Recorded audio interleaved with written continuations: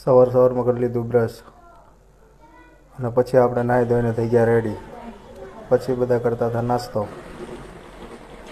તો આપણે પણ બેસી ગયા નાસ્તો કરવા.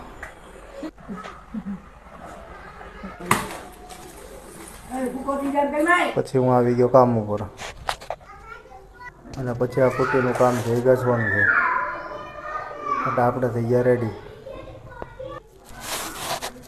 કમ્પ્લીટ થઈને પુટ્ટી ઘસણ થઈ ગઈ છે, તમે જોઈ શકો છો. પછી થઈ ગયા બપોર, એટલે આપણે નીકળી ગયા જમવા.